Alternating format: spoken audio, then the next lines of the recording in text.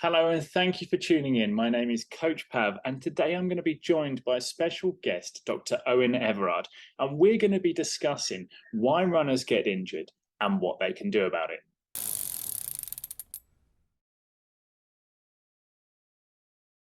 So I'm joined today by Dr. Owen Everard, who is a chartered physiotherapist, which is a physical therapist for those of you in the United States, with a PhD in biomechanics that examined the role of movement analysis and its relationship to injury.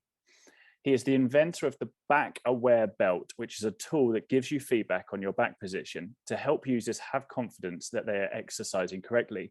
In addition to physiotherapy, he runs sports Pilates courses online for triathletes and runners using the Back Aware Belt technology, and he is also a lecturer in Ireland. Owen, how are you? Hi, Pav. Great to talk to you. Really looking forward to this talk. I know you're a big background in cycling, so I just love to get the different perspectives here. It'd be great. Absolutely, yeah. So yes, my background is in cycling. I have been doing a lot more running recently, although about a year ago, a little over a year ago, I did tear my calf to pieces, and probably could have done with your help a year ago myself. So you're quite an accomplished athlete, so let's talk about that first. So tell us a little bit about your history as a runner. Yeah, well, I've been running for years now, like probably 20 years. So I would have started at 800 meters, would have done that for a long time, and then moved to 1500 meters. I broke the 4 minute mile. I won a few national championships at that level, and then would have ran 3000 meters, again, won a few national championships, like three at that level. And then recently, as I got older, I was like, I kind of felt like I achieved all I wanted to achieve in the 1500 meter 3K space. So I moved up the distances to 5K and 10K. I would have ran sub 14 minutes for 5K and then sub 30 minutes for 10K. So I have all the odd numbers. That's what I wanted. So like say sub 4, sub 8 minutes for 3K, sub 340 for 1500 meters, and then sub 14 for 5 and sub 30 this year for 10. So it's nice to get those finished. That's awesome. That's putting my times to shame. I'm not even going to share my times. But I've seen from your cycling, I'd be embarrassed to say what I can get up to.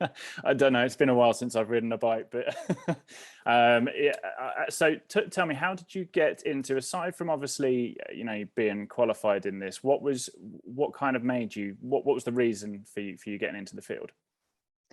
Yeah, like I think as yourself, you start something when you're young, and then it's hard to know what to do in life, isn't it, sometimes? So I went to physiotherapists myself with injuries, and I thought, yeah, this seems nice. And I liked sport, and obviously I was attracted to that side of things. So just decided to get into physio. I would have gone to see a lot of physiotherapists myself, and just loved, it's a great thing to get injuries. And it's the same with you when you're coaching. It's a great thing to have performed at a high level because you know how much people put into it. So when people come to me, it's not just a thing of like rest, or if people come to you for training, it's not just a thing of like, oh, well, here's something to get fit. It's like, what it's like to put a lot into it and try to get the absolute max out of yourself. So yeah, so that's really helped. I've learned a lot off different people and through my education. And then I would have got I wouldn't had any real injuries up until I was, say, in my late 20s. And then I started getting different niggles, and especially this right hip problem. Like I couldn't like sprint that much. And then even trying to get up to any kind of speed in a workout was super difficult. Like, I was still running terrible times for about 10 weeks. And then eventually I had to stop, and I was out for another like 10, 12 weeks. And that got me really, I was going everywhere trying to fix it. But I started looking at Pilates, and I started doing Pilates, and then I started looking at some of the Pilates moves and transitioning more to my feet. So they're much more practical for, say, running or cycling, rather than just like sitting on the ground or lying on the ground, and did a lot more of that. And then that kind of brought into that. And then during lockdown, it was grand when I could see people like face to face, but I'd be doing virtual classes, and like, say if the cameras are off or they be pre-recorded,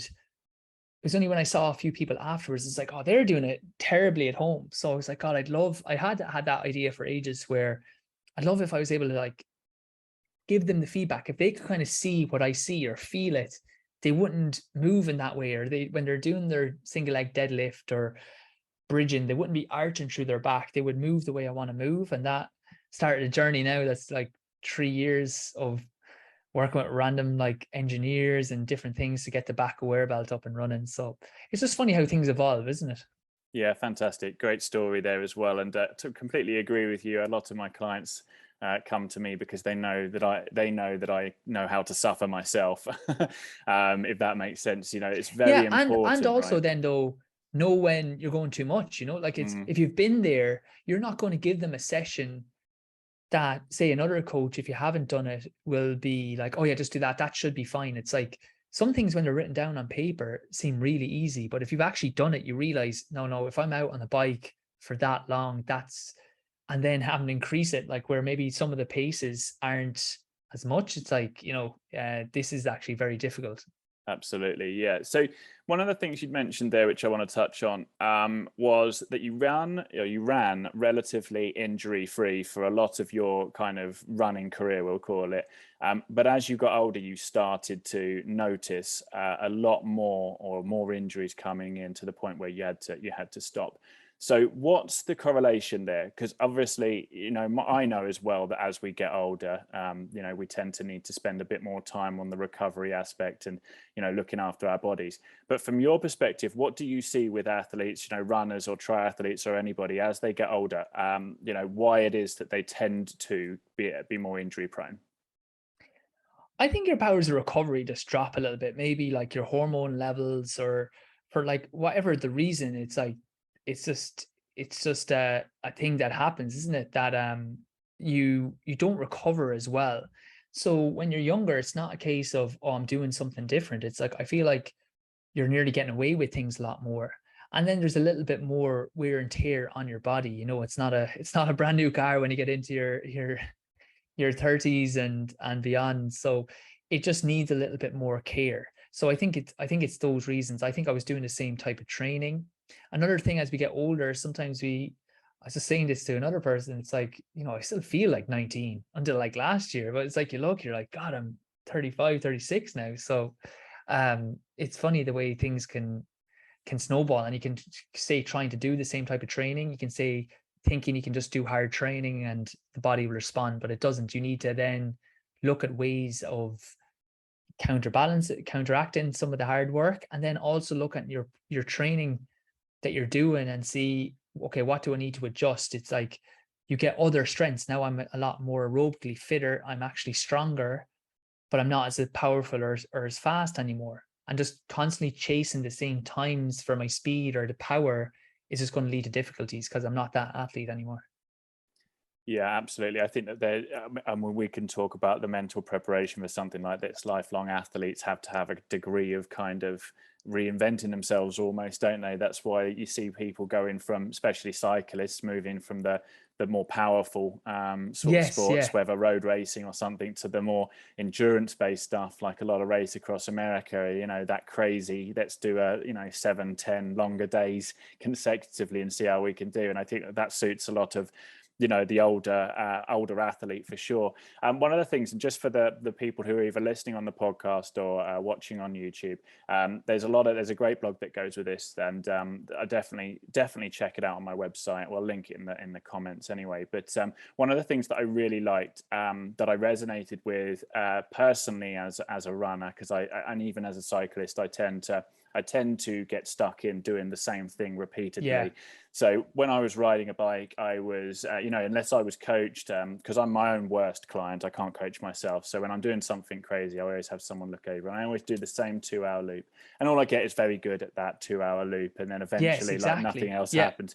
But as a runner, another thing, actually, something that really, really stood out was your ideas around variation in terms of running. So for those that are listening that want to know a little bit more, what's your top tips there for avoiding using variation to avoid injury? Well, one, recognizing that. I think that's a massive thing, that you can't just constantly do the same thing and not think it's going to lead to trouble. So really the first thing is recognizing that variation is important.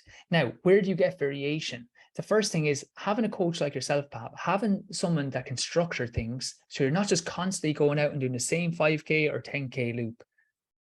If that's all the time you have, that's fine. But maybe one day you go and you do 5 minutes at a little bit quicker of a pace. You do, and then the next, and 2 minutes off of easy jogging. Next day, you do an easy run like you were doing. The following day or 2 days later, again, you do 1 minute of harder running, 1 minute of easier runner, 1 minute of harder running, 1 minute of easier running. This changes the range of motion that you're going to get in your hip. This activates the muscles much more. So having a structure, and that means writing it down. You shouldn't it's just getting an Excel sheet out, it's getting a pen and paper out. It's like, write down, what am I doing these different days? And then seeing that. Secondly, then is variation in the type of training that you're doing. Like obviously, as you said, I do Pilates, I do that once a week now, because that activates the muscles. We can talk about that a little bit more. But other things you can do is like strides at the end of a run, or strides before a workout is brilliant, because again, going up a slight hill, like for people on podcasts, like a gradient, like, about 5-10 degrees is massive. You don't want to be going up a 45-degree angle, which you see because it feels harder. Just a very slight gradient is perfect. But basically doing maybe like 4 to 6, 10 seconds, 20-second hills. If you don't have time, say if you have 30 minutes to run 25 minutes and do these strides. 1, it'll keep your body healthier, but 2, you'll get better results. Okay, so don't say, what can happen sometimes if people don't have the perfect amount of time to do something, to do nothing. Cut some of the time and just add some variation in. If you feel like I can't get this strides done because walking back is taking too long, just pick the pace up for 20 seconds and then drop the pace down for 40 seconds. So don't even stop. Just do the exact same things that you were doing. And yeah, so that kind of variation is important. Maybe you have 2 different pairs of shoes. Maybe you have like, say, do you have like a tri bike? Do you have a normal bike? Do you run on different terrains? Like these are all different things that you should be doing, because you want to constantly challenge the body system. So when runners, same as cyclists, but especially in running with loading injuries, they're all passive injuries. They're all Achilles tendonitis, plantar fasciitis, knee pain.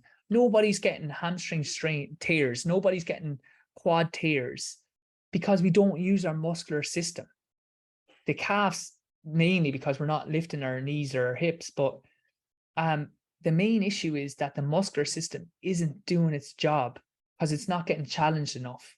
So varying your training with the surface, with your shoes, with a structured training session, so it's not always the same, and with the type of training that you're doing, that you're adding at least once a week, a Pilates or a strength training, will really enhance your running economy, which should help, but also enhance that ability to prevent injuries.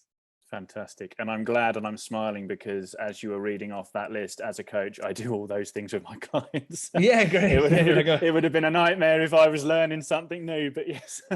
No, I know you, like, so like as I said, you do, and look, I hadn't chatted to you about this, but I don't coach people. As I said, we have the Pilates, but I do recommend people, I know you do just to select people, but even you do a consultation, chat to Pav for that 15 minutes. He can, if it's not suitable for you, he can maybe recommend someone, because even people who are not that elite, the thing I try to get people in their mindset is that if you're going out for a run or a cycle, there's no difference in time.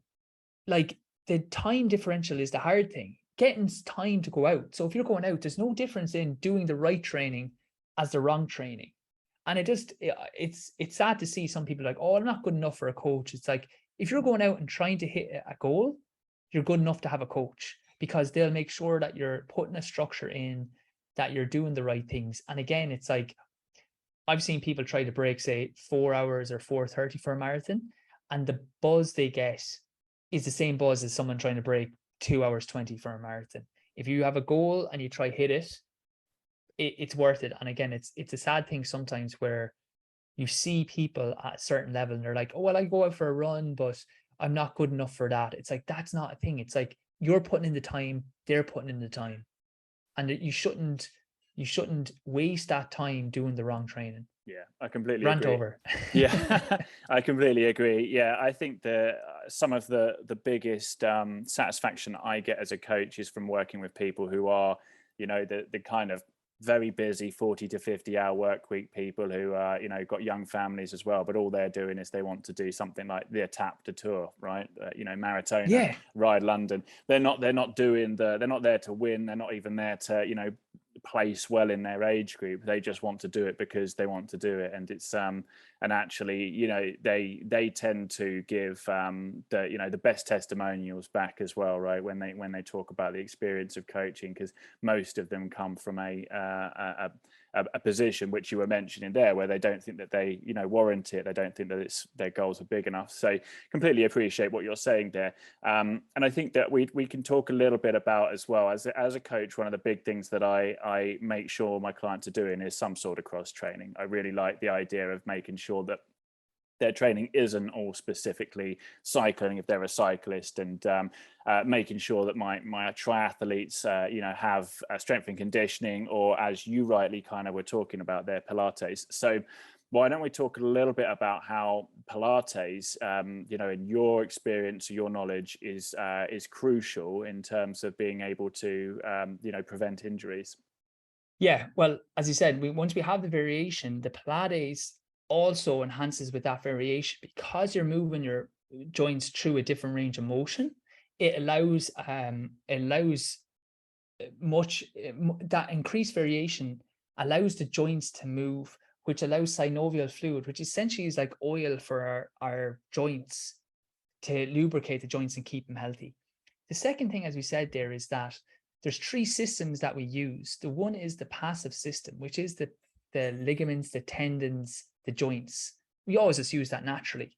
The active system and the control system is the nervous system and the muscular system.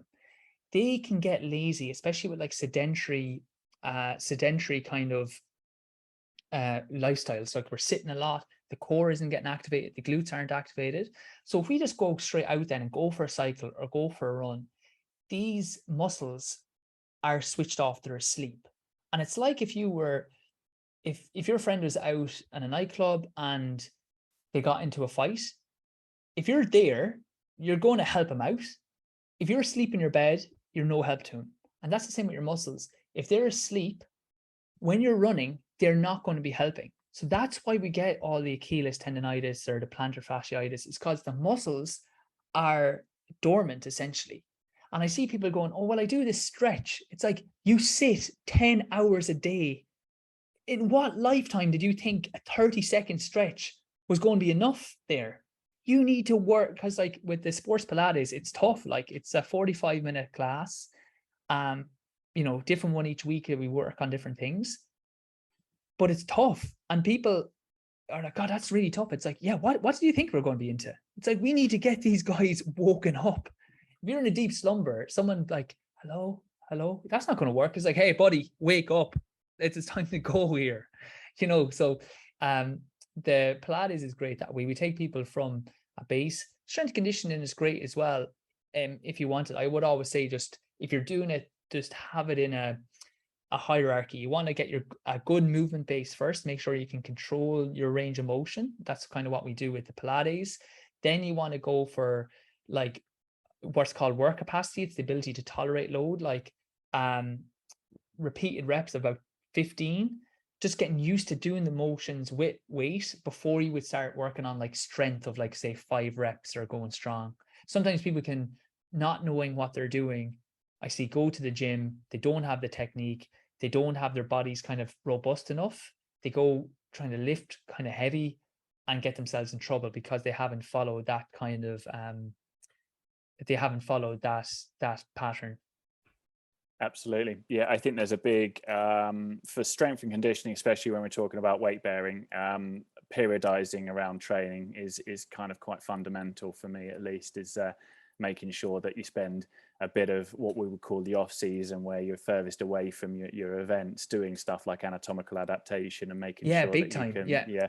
that once you start to get on those big heavy weights, that you've at least got the form down. Because I mean, we've all been to the gym and we've all seen people who who look like they could do with a bit of help, and it's you know, just don't be that guy for not the reason of looking bad, for the reason of, you know, you're going to give yourself an injury, or you're going to get some and you're not getting the difficulties. benefits then. Like if you're doing, like, that's with the back aware belt as well. I was kind of seeing people, if you're doing like an exercise wrong, one, you're putting like where you move is where the force goes through. So if you're not like in a single leg deadlift correctly, that your like back is forward, all the pressure's going on your spine or those back muscles. So you think you're doing a glute based exercise or a leg based exercise, but you're not actually working the legs or the glutes. You're working your back muscles, or you're over stressing the back.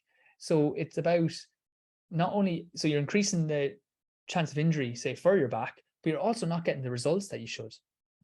Absolutely. And I think you've mentioned it a couple of times now. Tell us a little bit more about the back aware belt. Yeah, well, not like, as I said, it was just an idea where basically it gives you instant feedback on your back position. So there's an app and a vibrating unit in it. So if you move into a poor position, it essentially vibrates or buzzes to tell you're in a bad position to move back out. So it was just a way of trying to give people feedback on their position when they're working out. So we use it with the Pilates currently. You know, we're still trying to get some more units out. It's just like trying to work on all these things that people know that they're working out correctly. That, like, say if we're doing a plank, a lot of times people, like, they drop their stomach down a lot. So now you're just kind of using your hip flexors and using your back muscles to hold a plank, but you're not working the lower abdominals, you're not working the core. So it's like finding that neutral and then being able to see on a screen that, yeah, you're in that position. And if you do that, all of a sudden, we do the plank from our knees a lot of times, because when you're actually working the muscles, you can really feel it. Whereas we've kind of just been transitioned that like any position is good enough. Like, oh, if I'm down slightly in the middle, sure, that's fine. It's like, it's not fine. You're not working the things that you think you should be working. So, you know, if you do 3 minutes of a plank every day, but the plank is terrible, it's like, what have you really improved? Absolutely. Yeah. Yeah. And so for people who are interested in this, where can they go for more information? Oh, brilliant. Yeah, you can go to backawarebelt.com. You can read about it there, and we have the card there. There's a little bit of a waiting list, but get in there and we'll see it. And then if anyone's interested in like articles, you can go to everardpilates.com/book. As I said, we did a good article here on how to prevent injury with that variation.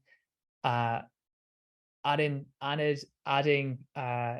some kind of strength component to your workout, and then not losing too much force is another thing. That, like, have some strides built in, as Pav has. If you're doing longer stuff, have that in all the time. Don't ever fully commit to one time in your season unless it's like a big peak. So everardpilates.com/book for a lot of those, you know, health articles and training and stuff like that. It's a good read.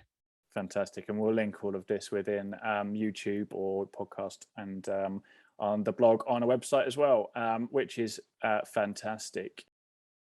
So thank you so much for your time today, Owen. And like I say, to everybody that's listening or watching or whatever, head to coachpav.com and go to the blog, and you'll be able to find Owen's blog, Why Runners Get Injured, and What to Do About It, which is fantastic. It's a great read. I recommend everybody to read that and have a look through. Loads of information, videos that he's done on certain specific moves and how to get it right. Link to his online sports Pilates courses. And of course, I will put a link for the back aware belt in there too. So thank you so much for your time today. Great, Pav. And I kind of just say as well, if people have, obviously when we're talking here, people might have questions. The more specific you can get, me and Pav can be in the comments of this YouTube recording. It's probably easier than on the podcast, but we can answer anything there. And again, as specific as possible. And I'll be happy to answer any questions. Yeah. So thanks a million for having me on. Really appreciate it. No, absolutely. It's been a pleasure. And you're right. Yes, leave us a comment and definitely share with your friends, or a thumbs up. And thank you, everybody. Have a great day.